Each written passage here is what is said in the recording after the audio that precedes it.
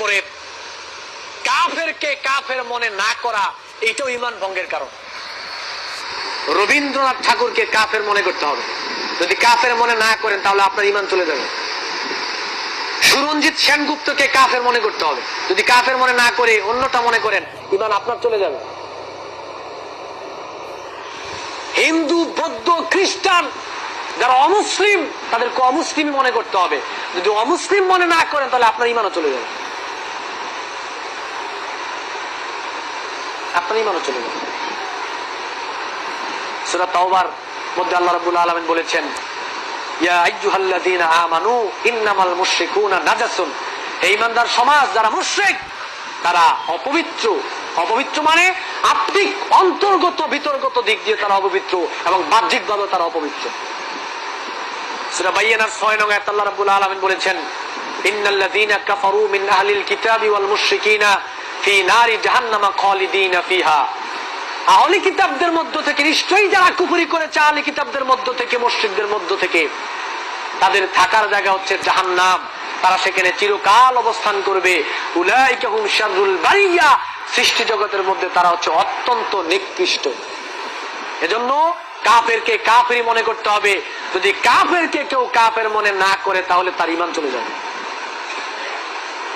তারপরে আপনাকে মুসলিমদের বিরুদ্ধে অমুসলিমদেরকে সহযোগিতা করলে ঈমান চলে যাবে। মুসলিমদের বিরুদ্ধে অমুসলিমদেরকে সহযোগিতা করলে ঈমান চলে যাবে। আজকে বর্তমান সমাজে গোটা ওয়ার্ল্ড, আমরা যারা মুসলিম কান্ট্রি, মুসলিম দেশ রয়েছি, আজকে মুসলিম সম্প্রদায় ইহুদিদের সাথে বন্ধুত্ব বাড়াচ্ছে, আর মুসলিম রাষ্ট্রগুলোর সাথে, মুসলিম অধ্যুষিত দেশের সাথে আমরা কি করছি? শত্রুতা বাড়াচ্ছি। ইহুদিদের সাথে বন্ধুত্ব বাড়াচ্ছি মুসলিম হয়ে, আর মুসলমানদের বিরুদ্ধে, ইসলামের বিরুদ্ধে আমরা কি করছি? শত্রুতা পোষণ করছি। ইসলামকে ধ্বংস করার জন্য ইহুদিদেরকে সহযোগিতা করছি, মুসলিমদেরকে ধ্বংস করার জন্য ইহুদিদেরকে সহযোগিতা করছি, কোরআন হাদিসের শিক্ষাকে ধ্বংস করার জন্য আজকে আমরা ইহুদিদেরকে সহযোগিতা করে যাচ্ছি। এজন্য ইহুদিদেরকে যারা সহযোগিতা করবে মুসলমানদের বিরুদ্ধে, ইসলামের বিরুদ্ধে, তার ঈমান থাকবে না, তার ঈমানও চলে যাবে, তার ঈমানও টিকবে না, তার ঈমানও টিকবে না। ওয়া ইয়াতাওয়াল্লাহুম মিনকুম ফাইন্নাহু মিনহুম।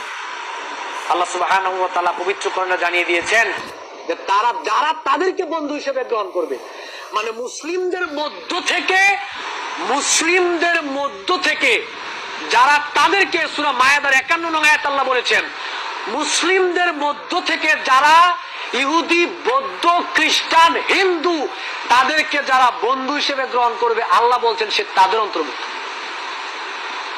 মুসলিমদের মধ্য থেকে যারা ইহুদি, খ্রিস্টানদেরকে বন্ধু হিসেবে গ্রহণ করবে, আল্লাহ বলেছেন সে তাদের অন্তর্ভুক্ত। সূরা আল ইমরানের 28 নং আয়াত আল্লাহ বলেছেন, লা ইয়াত্তাখিযুল মুমিনুনাল কাফিরিনা আউলিয়া মিন দুনিল মুমিনিন। তোমরা মুমিনদেরকে বাদ দিয়ে কাফেরদেরকে তোমরা বন্ধু হিসেবে গ্রহণ করিও না। ওয়া মাইয়াফআল যালিকা, আর যে এই কাজটা যে করবে, ওয়া মাইয়াফআল যালিকা, আর এই কাজটা যে করবে, তাহলে আল্লাহর সাথে তার কোনো আর অবশিষ্ট কোনো সম্পর্কই থাকবে না। ওয়া মাইয়াফআল যালিকা, যে এই আল্লাহর সাথে তার অবশিষ্ট কোনো সম্পর্ক থাকবে না। যারা মুমিনদেরকে বাদ দিয়ে কাফেরদেরকে যারা বন্ধু হিসেবে গ্রহণ করবে, আল্লাহর সাথে তার আর কোনো সম্পর্কই থাকবে না। আজকে অত্যন্ত গুরুত্বপূর্ণ ব্যাপার এটা, যে আমি মুসলিম পরিচয় দিয়ে আমি মুসলমানের বিরুদ্ধে ইহুদিদেরকে সহযোগিতা করছি, কাফেরকে সহযোগিতা করছি, যাতে মুসলমান সম্প্রদায়কে ধ্বংস করে দেওয়া যায়, কোরআন হাদিসের শিক্ষাকে ধ্বংস করে দেওয়া যায়, ইসলামকে ধ্বংস করে দেওয়া যায়। এজন্য আমি কাফেরদেরকে সহযোগিতা করছি, মুসলিম হয়ে আপনার ঈমান নষ্ট হয়ে গেছে, ঈমান নাই। ভিডিওটি দেখার জন্য ধন্যবাদ। ভালো লাগলে বন্ধুদের সাথে শেয়ার করুন। এমন আরও অনেক অজানা বিষয় জানতে আমাদের চ্যানেলটি সাবস্ক্রাইব করুন ও পাশে থাকা ঘন্টাটি বাজিয়ে দিন।